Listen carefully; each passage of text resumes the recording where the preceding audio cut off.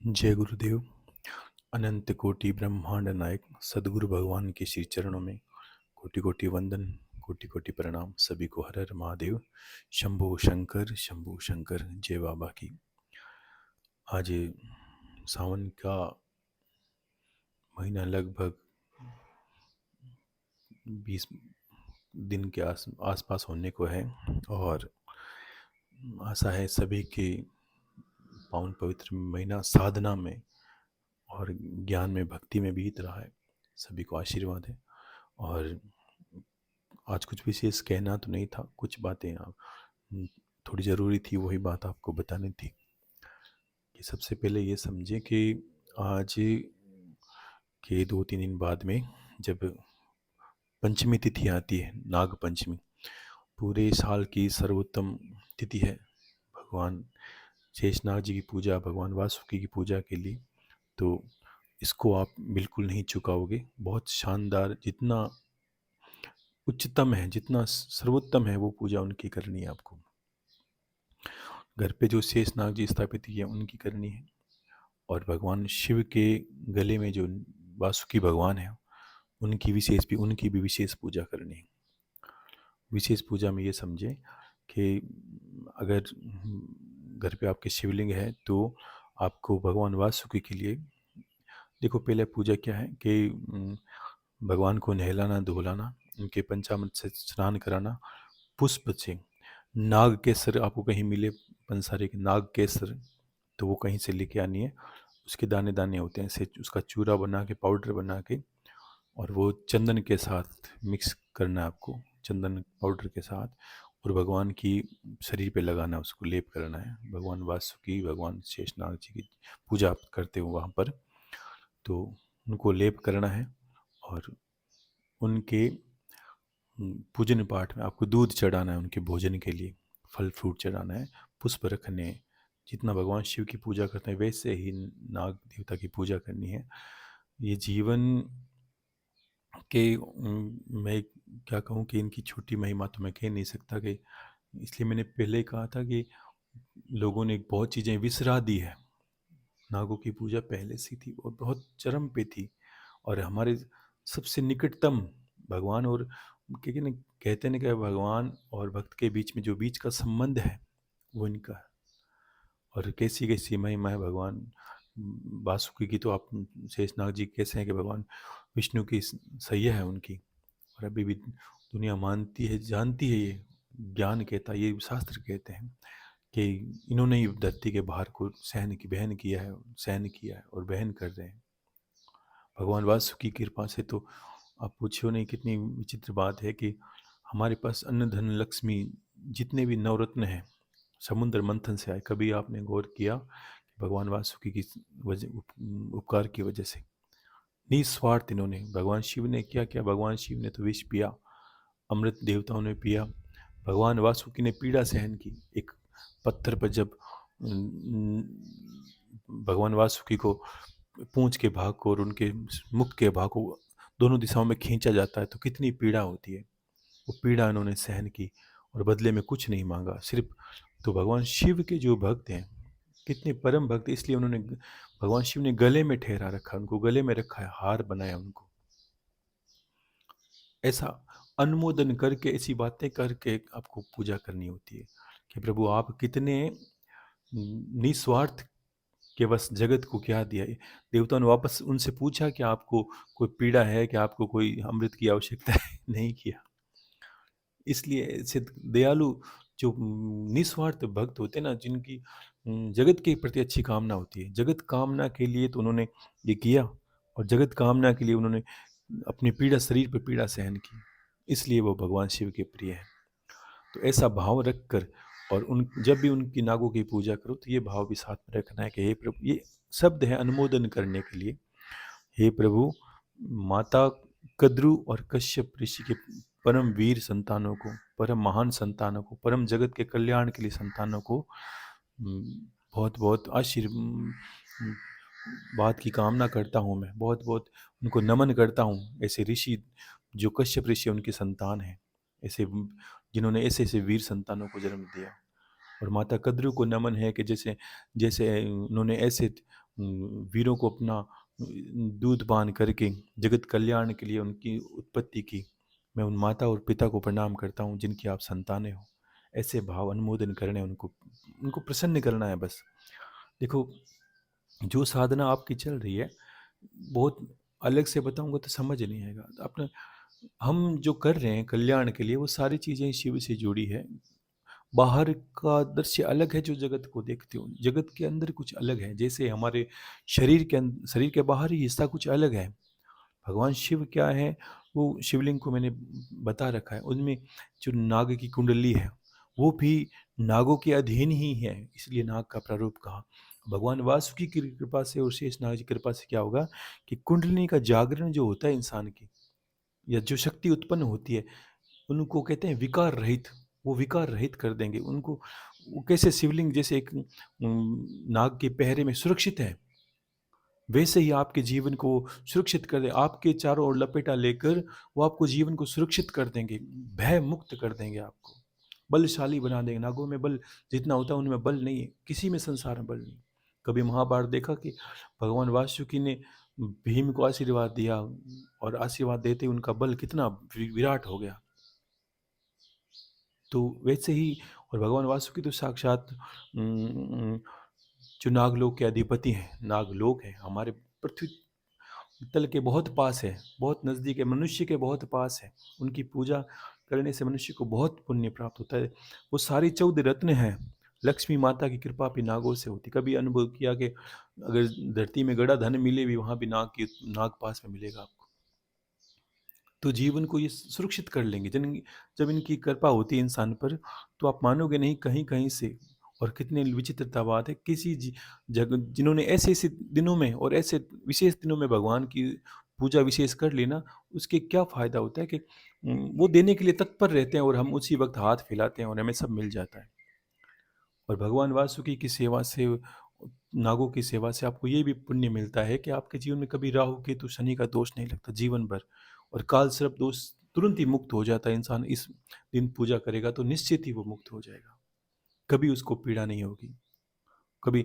और हजारों बीमारियों को नाग हर लेते हैं। जिनको शरीर में वो बीमारी है, वो उठ के पूजा करे तो करे।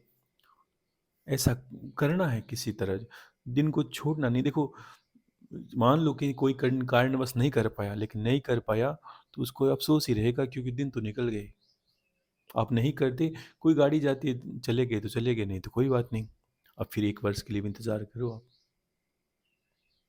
तो ये सावन को देखो आप, चारों तरफ हरियाली को, प्रकृति पूरी देने को तत्पर है। हम ही प्रकृति का एक हिस्सा है। अगर पेड़ों को फल मिल रहे हैं, फूल मिल रहे हैं, औषधियाँ मिल रही हैं, ज़मीन उम, अन्न उगल रही है, हर प्रकार की औषधि जो नहीं लगती वो सावन में लग जाती है। हम भी प्रकृति का हिस्सा है। हमने भी अगर हाथ फैलाया तो हमें भी इस जीवन वही उन्नति होगी जो हमारी प्रकृति प्रकृति की हुई है। अगर कोई इस प्रकृति का आनंद लेता है, बाहर बैठा है कहीं कुछ कर रहा है, अगर घर के अंदर बैठोगे तो कोई तुम पे क्या मेहरबानी होगी, क्या बारिश की बूंदें गिरेगी। तो वैसे ही अगर आप लेने के लिए तत्पर हो तो सब आप पे आपको मिलता है। इसलिए कुंडलिनी के प्रारूप में भी नागों का महत्व है। लोग कहते हैं कि कुंडली जागरण में बहुत, आपने सुना होगा, मैंने कहा था ना, कुंडली जागरण बहुत खतरनाक प्रक्रिया है। इसमें बहुत विकार हैं, ये समझ लो आप में बहुत दोष है, बहुत कोई भी घटना घट सकती है इसके अंदर। लेकिन सहजता से जिन्होंने नागों की सेवा करते करते, अगर उनकी सेवा करते करते ध्यान, प्राणायाम, योग, ध्यान, ये जप वगैरह किया, उसके जीवन में ऐसे उसको पता ही नहीं चलेगा कब उन्नति परम आ जाएगी। और नाग अप जो ये देव योनि है, नाग योनि, ये कभी भी इंसान को बोलते, कहते हैं ना, नाग का वैर भी कभी नहीं। हमें काल सर्प दोष क्यों लगता है कि हमने कितने ही जन्मों पूर्व अगर कोई गलती से नाग को पीड़ित किया है, वो भी नाग काल सर्प दोष बन जाता है। लेकिन इसका विपरीत भी समझो आप। लोग भय करते हैं कि नाक से हमें पीड़ा होती है, लेकिन आप विपरीत समझो। अगर आपने प्रेमवश उनकी सेवा की तो भी उनको हजारों जन्मों तक याद रहेगा। आप किसी भी योनि में कहीं रहो, परमात्मा योनि में रहो, चाहे आपको तो योनियाँ पार करनी है, लेकिन फिर भी समझो कि अगर कहीं भी चले गए, उनकी पूजा वो भूलते नहीं है कि इसने मेरी पूजा की है, इसने मेरी सेवा की है, वो कभी नहीं भूलते। ठीक है ना? तो ये इसका तो विशेष मैं चाहता हूँ इसको आप बहुत अच्छे से जैसी मेरे अंतर में कामना है, उसको आप अपने अंतर में लेके सोचना कि बस इस तरह मैं करूँगा। बहुत अच्छा सोचोगे, पूजा तो उसी वक़्त शुरू हो जाएगी जिस वक़्त आपने कामना की, भावना की। भगवान को दूध चढ़ाना है, केसर मिला के दूध पिलाना है, खीर का भोग लगाना है, खीर और दूध का भोग लगाना है, थोड़ी मिठाई चढ़ानी है थोड़ा बहुत और फल-फूल चढ़ाने हैं। जैसे पूजा करते हैं भगवान शिव की वैसे ही उनका और आपके पास भगवान का वो शेषनाग जी की तस्वीर वगैरह है, वो छोटी है मूर्त वगैरह, तो उनको थाली में बिठाकर गंगा जल, शहद से सबसे स्नान करा कर उनकी देह पर चंदन का लेप करना है और पास में शिव मंदिर आपके पास-पास है तो भगवान वासुकी के लिए विशेषकर आपको एक कटोरे में दूध लेके या खीर लेके मंदिर तक जाके उनको अर्पित करनी है। ये ध्यान आपको रखना है। घर पे भी करनी है, पास में मंदिर हो तो आप किलो भर 1 किलो लीटर दूध ले जाएँ, दूध ले जाके उसमें थोड़ा केसर मिला दें और मीठा दूध बना के भगवान वासु के लिए हाथ से अपने तैयार करके घर से पैदल जाओ। पास में मंदिर है तो वहाँ जाओ और भगवान को से हर्ष अर्पित करो, हे प्रभु आपकी दया दृष्टि है तब भी भगवान शिव के पास तो वो पहुँच नहीं देते थे। अगर आप बैठे हो सावन में तो उनकी कृपा तो निश्चित ही कहीं न कहीं है। लेकिन फिर भी वो उस फेरे में लपेटे हुए हैं कि उनके पास वो पहुँचने नहीं देते किसी को। और उनकी कृपा हुई तो वहाँ पहुँचने भी देते हैं, वो उनको पास ले भी जाते हैं। भक्ति की कृपा है तो भगवान के पास भी ले जाते हैं। और उनसे हमेशा ये प्रार्थना करना प्रभु मेरा ध्यान योग सफल हो, मेरी कुंडलिनी में कोई विकार ना आए, मेरे चक्रों में कोई विकार ना आए और मुझे आपकी भांति ही भगवान शिव की अटल भक्ति प्राप्त हो। मुझे आपकी भांति ही भगवान शिव का प्रिय बनाए, ऐसी कामना करनी है मुझे। मुझे आत्मज्ञान प्राप्त हो, सब कुछ वैसा का वैसा कहना है। अरे! हृदय खोल के बोला करो भगवान से। कभी इतना ऐसा होता है मैं लोग देखता हूँ लोग जब भगवान के पास बैठते हैं तो वो भावनाओं को प्रदर्शित नहीं कर पाते। या 2-3 जने बैठते हैं तो सोचते हैं कि मैं बोलूँ या ये बोलूँ। कभी-कभी ऐसा होता है कि होता है ना कि आप गाना गाते हो मान लीजिए कि तो कोई 5-10 मिनट जने बैठे हो आप उनके सामने गा नहीं सकते। परिवार जने बैठे हैं। जिसको कहना दिल खोल के कहना चाहिए भगवान को। इंसान कितनी बक-बक ऐसे ही करता है, गालियाँ निकालता है, बकवास करता है, तो भगवान के सामने तो दिल खोल के आपको बोलना चाहिए। अपनी भावना को प्रदर्शित करना चाहिए, प्रेम को प्रदर्शित करना चाहिए। ठीक है? इसलिए आपको इसलिए आज बताने का कार्य किया मैंने, क्योंकि मैं नहीं चाहता कि बस आप ये दिन बिल्कुल गँवाओ पूजा के साथ-साथ। और एक ये विशेष कह दूँ, कभी-कभी ऐसा होता है कि हम व्रत उपासना करते रहते हैं। जैसे मैं प्रदोष के व्रत कर रहा हूँ, तो बीच में प्रदोष आया, आगे भी आएगा प्रदोष। जब क्या होता है कि व्रत हम जब उस व्रत में चल ही रहे हैं हम पूरे सावन में, तो बीच में अगर कोई हम जो नियम करते हैं उसमें कोई व्रत आ जाता है, तो उस व्रत को ऐसे ही मान्या जाता है। उसमें उनकी पूजा साथ में होती है, भगवान को प्रणाम कर देना, वो पूजा आपकी मानी जाएगी।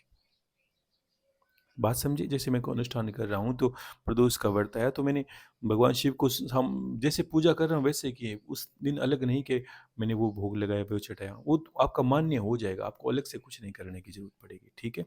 चाहे गुरुवार का व्रत हो, चाहे प्रदोष का व्रत हो या अन्य कोई व्रत आप करते हो। तो वो जब 1 महीना पूरा करते हो, वो व्रत उसी में आ जाता है आपका और भगवान को उन्हीं को धूप-दीप दिखा के प्रणाम कर लिया करो, ठीक है? और ये बात और दूसरा ये कहना कि जब भी स ओम नमः शिवाय का जो मंत्र है उसका 1.25 लाख अनुष्ठान आप पूरा होगा, तो आपके 12,500 आहुतियाँ होगी। ओम नमः शिवाय, नमः शिवाय स्वाहा, ठीक है?